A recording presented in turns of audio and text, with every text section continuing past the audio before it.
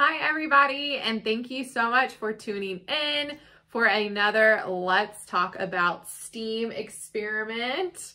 I am back, Miss Taylor, with my special guest, Mr. John. Hi guys, excited to be back with you guys today. I'm really excited about our experiment today, which is called the Crystal Snowflake experiment. This is going to be a good one, guys. Very This cool is going to stuff. be fun, and it's super easy. You only need a couple of ingredients, right, Mr. John? Right. Very simple, easy to do at home. Very simple. So your first step is you're going to take some computer paper or construction paper, and you are going to cut out a couple of snowflakes. Mr. John and I each have one. We picked blue, which is Mr. John's favorite color. Also a good color for snowflakes. Yes. Very wintry. So we have our snowflakes. That's step one. Step two is you're going to make a salt solution. So you're going to take some hot water. We actually boiled some water in an electric kettle, and then we poured it into a container. And then you see all of this down here. We added a ton of salt, just regular old table salt. And the goal was to saturate the water with salt. And saturate means that the water is holding as much salt as it has room to hold. We actually went a bit further and super saturated it. And when you super saturate something, that's how you wind up with this, because there's no more room in the water for the salt, so it just sits at the bottom. So you can see that the water is very cloudy, which is just full of the salt. So I'm going to stir and make sure that it's as dissolved as it can be. Then what you're going to do is you're going to pick a dish or some kind of tray. We used a baking sheet. We put our snowflakes in them. And then our next step is we are just going to pour this salt solution over our snowflakes. That's right. Here we go. And you want to make sure that the snowflakes are fully covered. Floating away here. Ooh.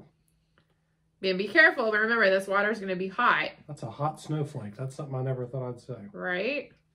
Snowflakes, hot. Who would have thought? Who would have thought?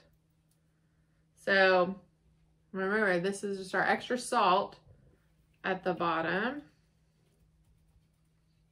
I'm going to give it a little sprinkle. So your next step is super simple. All you have to do is just wait. And it's going to take a couple of days. Right. But over time, this water that's in our baking tray is going to dissolve or evaporate. Right. Right? Bonus science fact for you. Evaporate means that the water is going to transition from a liquid state to a gaseous state. Ooh, good science term.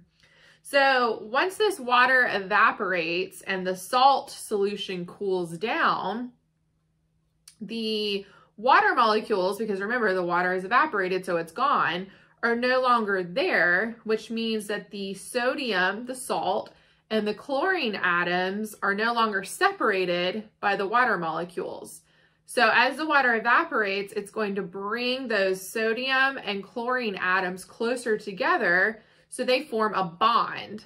And a bond is a chemistry term, right, which you'll learn more about one day. And as it forms that bond, that is what is going to form a little tiny salt crystal shape.